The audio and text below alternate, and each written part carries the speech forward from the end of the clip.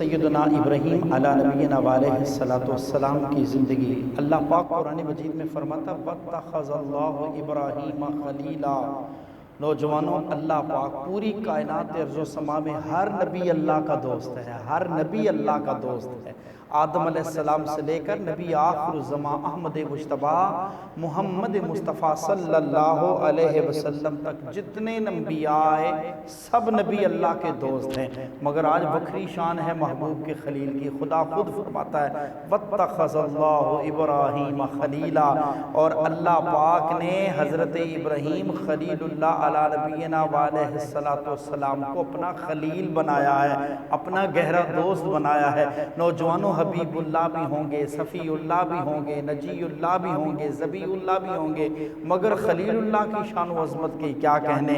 اللہ پاک نے حضرت سیدنا ابراہیم علیہ نبینا علیہ السلام کو بڑی محبت فرمائی، اور یاد رکھے گا حضرت ابراہیم علیہ نبینا علیہ السلام وہ ہستی ہیں جن کی دوستی کا اللہ سے یاری کا تعلق اور دوستی کا چرچا نہ صرف زمینوں میں ہے بلکہ رب کعبہ کی قسم آسمانوں میں بھی ہے۔ اور حضرت سیدنا ابراہیم علیہ نبینا علیہ السلام یہ وہ ہستی ہیں، وہ جلیل القدر انبیاء میں سے ہیں۔ نوجوانوں، اگر ہم قرآن مجید کا مطالعہ کریں بڑے غور و شور، بڑے غور و فکر کے ساتھ، غور و غوض کے ساتھ، تو حضرت سیدنا ابراہیم علیہ نبینا علیہ السلام جتنے بھی انبیاء و رسل آئے، کم و پیش 1,24,000 انبیاء و رسل کائنات میں جلوہ افروز ہوئے، کائنات میں تشریف لائے 1,24,000 انبیاء و رسل آئے، لیکن یاد رکھیے گا مقدس کتاب قرآن مجید فرقان حمید برہان رشید میں اللہ پاک نے 26 نبیوں کا کم و پیش نام لے کے ذکر فرمایا ہے۔ رضی صلی اللہ علیہ وسلم، نبی آخر زمان احمد مجتبیٰ صلی اللہ علیہ وسلم، آپ فرماتے ہیں آپ سمیت 26 نبیوں کا ذکر اللہ نے قرآن مجید میں فرمایا ہے، اور صرف حضرت ابراہیم علیہ نبینا علیہ السلام کا ذکر خیر 69 مرتبہ 69 ٹائمز 69 مرتبہ، ایک کم 70 مرتبہ قرآن مجید میں اللہ نے حضرت ابراہیم علیہ نبینا علیہ السلام کا ذکر خیر فرمایا ہے۔ سورۃ البقرہ میں 15 مرتبہ، سورہ آل عمران میں 7 مرتبہ، سورہ ابراہیم میں 1 مرتبہ، سورہ انعام میں 4 مرتبہ، سورہ حجر میں 1 مرتبہ، سورۃ التوبہ میں 3 مرتبہ، سورۃ الصافات میں 3 مرتبہ، سورۃ النحل میں 2 مرتبہ، سورہ ہود میں 4 مرتبہ، سورہ صاد میں 1 مرتبہ، سورہ یوسف میں 2 مرتبہ، سورہ شورا میں 1 مرتبہ، سورہ زخرف میں 1 مرتبہ، سورہ مریم میں 6 مرتبہ، سورۃ الزاریات میں 2 مرتبہ، سورۃ الانبیاء میں 4 مرتبہ، سورۃ النجم میں 1 مرتبہ، اور آخر میں قرآن کی مقدس کتاب کی آخری سورت جو سورۃ الحدید ہے جس میں حضرت ابراہیم علیہ السلام کا ذکر خیر ایک بار آیا ہے۔ یہ تمام سورتوں کے اندر اللہ پاک نے 69 دفعہ 69 مرتبہ حضرت ابراہیم علیہ السلام کے ذکر خیر کیا۔ نوجوانوں، کتنی محبت ہوگی خدا کو اپنے خلیل سے، کتنا پیار ہوگا۔ حضرت ابراہیم علیہ السلام کی بڑی شان، بڑا مقام، بڑا مرتبہ، بڑی رفعت اللہ نے بیان فرمائی ہے۔ آپ جد الانبیاء ہیں، اللہ پاک نے حضرت ابراہیم علیہ نبینا علیہ السلام کو بڑی شان عطا فرمائی۔ نوجوانوں اور بزرگوں، اللہ پاک نے حضرت ابراہیم کی شان و عظمت کا یہ عالم ہے۔ قرآن خود کہتا ہے وَاذْكُرْ فِي الْكِتَابِ إِبْرَاهِيمَ إِنَّهُ كَانَ صِدِّيقًا نَبِيًّا، اور کتاب میں ابراہیم کو یاد کرو، بے شک وہ صدیق تھے اور نبی غیب کی خبریں بتاتا ہے۔ نوجوانوں، اللہ پاک نے حضرت ابراہیم علیہ السلام کو صدیق کہا ہے، سچا کہا ہے۔ اور نوجوانوں یاد رکھنا، ابراہیم علیہ السلام وہ ہستی ہیں، آپ نے اپنے بعد آپ سارے پیغمبروں کے جد ہیں، آبا و اجداد ہیں، والد ہیں، سابقہ دین آپ کی پیروی اور آپ کی اطاعت کرتے ہیں۔ اور نوجوانوں، تمام ادیان والے، تمام مذاہب والے لوگ حضرت ابراہیم علیہ السلام کی تعظیم کرتے ہیں، آپ ہی کی یاد میں قربانی کی جاتی ہے نوجوانوں، آپ ہی کی یاد میں حج کا فریضہ ادا کیا جاتا ہے، آپ ہی کعبہ کی تعمیر کرنے والے ہیں، آپ ہی کی برکت سے خدا نے مقام ابراہیم کو برکت عطا فرمائی، آپ ہی وہ ہستی ہیں۔ قیامت کے دن نبی کریم صلی اللہ علیہ وسلم نے فرمایا، جانتے ہو قیامت کے دن سب سے پہلے لباس فاخرہ، جنتی لباس کس کو پہنایا جائے گا؟ کہا حضرت ابراہیم علیہ السلام کو پہنایا جائے گا۔ آپ ہی کی دعا سے خدا نے سب سے پہلے مردوں کو زندہ فرمایا۔ آپ ہی وہ ہستی ہیں جنہوں نے تعمیر کعبہ کرنے کے بعد اعلان کیا، لوگو اللہ کے حج کی طرف، اللہ کے گھر کی طرف آؤ، لبیک اللہم لبیک۔ نوجوانوں اور بزرگوں، یہ وہ ہستی ہیں جنہوں نے توحید کا، الوہیت کا، کعبے کا طواف کرنے کا، حج کرنے کا اعلان سب سے پہلے روئے زمین پر بلند کیا۔ اور حضرت سمرہ رضی اللہ تعالیٰ عنہ روایت کرتے ہیں، فرمایا روز قیامت ہر نبی کا دوست ہوگا، یعنی دو نبی گہرے دوست ہوں گے، جوٹی ہوگی، اللہ کی بارگاہ میں آئیں گے۔ نبی کریم صلی اللہ علیہ وسلم نے فرمایا، جانتے ہو میرا دوست کون ہوگا؟ فرمایا جو خدا کا دوست ہوگا، میں محمد کا بھی وہی دوست ابراہیم خلیل اللہ علی نبینا وعلیہ السلام ہوں گے۔ نوجوانوں اور بزرگوں، حضرت ابراہیم علیہ السلام کی بڑی شان ہے، بڑا مقام ہے۔ آپ کے والد کا نام طارق ہے، بعض لوگوں نے کہا آزر، آزر حضرت ابراہیم علیہ السلام کے چچا کا نام ہے، والد کا نام تھا طارق۔ حافظ ابن کثیر نے سنہری لفظوں میں کھول کے بیان کیا ہے۔ نوجوانوں اور بزرگوں، آپ کی والدہ کا نام نونا تھا، اور ایک جگہ فرماتے ہیں بونا بنت قربتہ تھا۔ آپ ابراہیم علیہ السلام کی کنیت مہمانوں کا باپ ہے، ابد ضیفان۔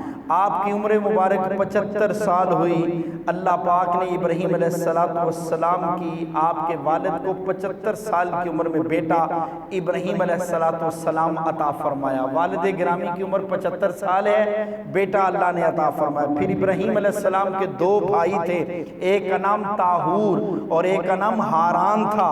پھر ہاران کے آگے بیٹے کا نام حضرت لوط علی نبینا علیہ السلام تھا۔ صحیح قول کے مطابق حضرت ابراہیم علیہ السلام بابل شہر میں پیدا ہوئے، جو آج کل کے جدید جغرافیائی لحاظ سے عراق کا شہر بنتا ہے۔ اور نبی کریم صلی اللہ علیہ وسلم اپنے جد کی بڑی شان بیان فرماتے، ابراہیم علیہ السلام کا بڑی تعریف فرماتے۔ حضرت ابراہیم علیہ السلام کے سب سے پہلے بیٹے کا نام اسماعیل علی نبینا علیہ السلام ہے، حضرت ہاجرہ سے تشریف لائے۔ پھر حضرت سیدنا سارہ سے حضرت اسحاق علی نبینا علیہ السلام تشریف لائے۔ اور نوجوانوں یاد رکھنا، حضرت اسماعیل علیہ السلام کی والدہ آئی، انہوں نے کعبہ آباد کیا۔ حضرت اسماعیل علیہ السلام کی والدہ حضرت سیدہ ہاجرہ تشریف لائیں، اللہ پاک نے کعبے کو آباد کیا، مکہ پاک کو آباد فرمایا۔ حضرت اسحاق علیہ السلام کی والدہ آئیں، انہوں نے ملک شام کو آباد کیا۔ اور حضرت قطورہ جو آپ کے بیٹے پیٹ سے اللہ پاک نے بھی آپ کو اولاد عطا فرمائی، جب وہ تشریف لائیں انہوں نے یمن آباد کیا۔ ابراہیم علیہ السلام کی آل اولاد نے علاقے آباد فرمائے، کسی نے کعبہ، کسی نے حرم کعبہ کو، کسی نے ملک شام کو، کسی نے ملک یمن کو۔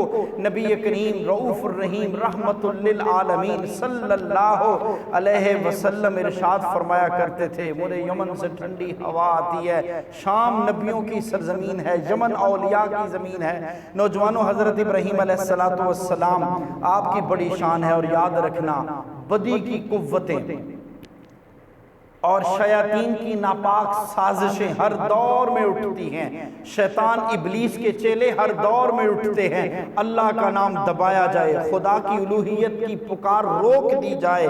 نوجوانوں اور بزرگوں، آدم علیہ السلام سے لے کر آقا دو جہاں صلی اللہ علیہ وسلم تک تمام جتنے بھی ادوار آئے ہیں، ہر نبی کفر و ضلالت کی گھٹاؤں اور شرک و بدعت کے طوفانوں کا ڈٹ کر مقابلہ کرتے رہے۔ بڑے بڑے ظالم جابر کافر حکمرانوں بادشاہوں کے سامنے سیسا پلائی دیوار بن کر اللہ کی الوہیت، اللہ کی ربوبیت، اللہ کی محبت، اللہ کی شان، خدا کے ذکر کا اعلان کرتے رہے، شرک، بت پرستی، بے حیائی، ضلالت، گمراہی سے لوگوں کو روکتے رہے، باز کرتے رہے۔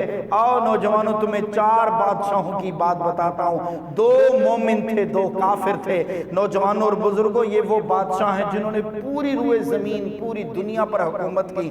ان میں جو مومن بادشاہ ہیں، نمبر 1 حضرت سیدنا سلیمان علیہ نبینا علیہ السلام، نمبر 2 حضرت ذوالقرنین رضی اللہ تعالیٰ، یہ دونوں مومن ہیں۔ اور جو کافر ہیں ان میں ایک بخت نصر اور نمبر 2 نمرود بن کنعان۔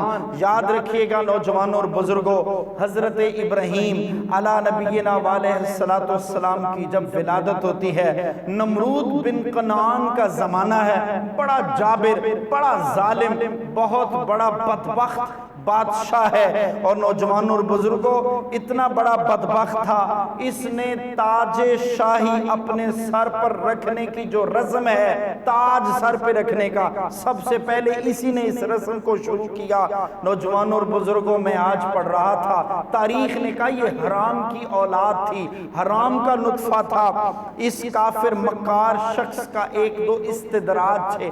یاد رکھیے گا، کرامت کا ظہور ولی سے ہوتا ہے، معجزے کا ظہور نبی سے ہوتا ہے، اور استدراج کا ظہور، اظہار شیاطین، ابلیس، کافر، مشرک، نجومی، کاہن لوگوں سے ہوتا ہے۔ خلاف معمول کام کرنا، خلاف عقل کام کرنا۔ آؤ تمہیں 2 باتیں بتائے چلتا ہوں۔ نمرود بن کنعان، بڑا بادشاہ، بڑی سلطنت، بہت بڑا تخت لگا ہوتا ہے۔ نوجوانوں، اعلیٰ حضرت امام احمد رضا خان فاضل بریلوی رحمت اللہ تعالی علیہ ملفوظ اعلیٰ حضرت میں ارشاد فرماتے ہیں، نمرود کا دروازہ تھا، دروازے پہ ایک درخت لگا ہوا تھا، اور اس درخت کا سایہ بالکل بھی نہیں تھا، لیکن اس درخت کی ایک وکھری شان تھی۔ نوجوانوں اور بزرگوں، دیکھنے میں درخت کا سایہ کوئی نہیں تھا، لیکن اس درخت کی وکھری بات تھی۔ جب کوئی شخص اس درخت کے نیچے آتا، ایک شخص سایہ آتا تو سایہ ایک بندے کے برابر ہوتا، 2 لوگ آتے تو سایہ دگنا ہوتا، 3 لوگ آتے سایہ 3 گنا ہوتا۔ اعلیٰ حضرت امام احمد رضا خان فاضل بریلوی رحمت اللہ علیہ فرماتے اس درخت کے نیچے ایک وقت میں 1,00,000 کم و پیش لوگ آ سکتے تھے، اور وہ درخت کا سایہ 1,00,000 لوگوں تک محیط ہوتا تھا، اور جو لوگ کم ہوتے سایہ کم ہوتا جاتا، لوگ بڑھتے جاتے سایہ بڑھتا جاتا۔ نوجوانوں، لوگ بڑے حیران، نمرود بن کنعان کی بادشاہت، اس کے اس استدراج کو، اس شوبدہ بازی کو دیکھ کر لوگ بڑے حیران ہوتے، مائل ہوتے، نمرود کو نعوذ باللہ من ذالک اپنا خدا سمجھتے۔ وہ بھی بدبخت مکار شخص تھا، سونے کی تجوریاں، سونے کی مورتیاں، سونے کے بت بنا کے اس نے اپنے گھر میں رکھے، لوگوں کو کہتا مجھے سجدہ کرو، نعوذ باللہ میں تمہارا رب ہوں، میں تمہارا خدا ہوں۔ حضرت سیدنا ابراہیم علیہ نبینا علیہ السلام نمرود بن کنعان کے دور حکومت میں اپنے والد جب عمر مبارک جن کی 75 سال تھی ان کے بطن میں آئے۔ نوجوانوں، یاد رکھنا، نبی کا نطفہ، نبی کا بطن، نبی کا رحم پاک ہوتا ہے۔ رسول خدا صلی اللہ علیہ وسلم نے فرمایا، اللہ نے میں محمد کو پاک پشتوں سے پاک رحموں میں منتقل فرمایا ہے۔ حضرت ابراہیم علیہ السلام ان کے متعلق آتا ہے، نمرود بن کنعان کے متعلق ایک اور شوبدہ بازی استدراج وہ دکھاتا تھا۔ فرمایا نمرود کے گھر، اس کے محل کے پاس ایک حوض تھا، لوگ صبح آتے، اس حوض میں پیالے میں کسی کے پاس دودھ ہوتا دودھ ڈال دیتے، کسی کے پاس شہد ہوتا شہد ڈال دیتے، کسی کے پاس کوئی شربت ہوتا شربت ڈال دیتے۔ فرمایا پھر جب آہستہ آہستہ حوض بھر جاتا، جب دوپہر ہوتی، شام ہوتی، کسی کو کسی چیز کی تکلیف محسوس ہوتی، پیاس محسوس ہوتی۔ نوجوانوں اور بزرگوں، اگر کسی کو کسی چیز کی تکلیف اور پیاس محسوس ہوتی تو وہ نوجوانوں کیا کرتا؟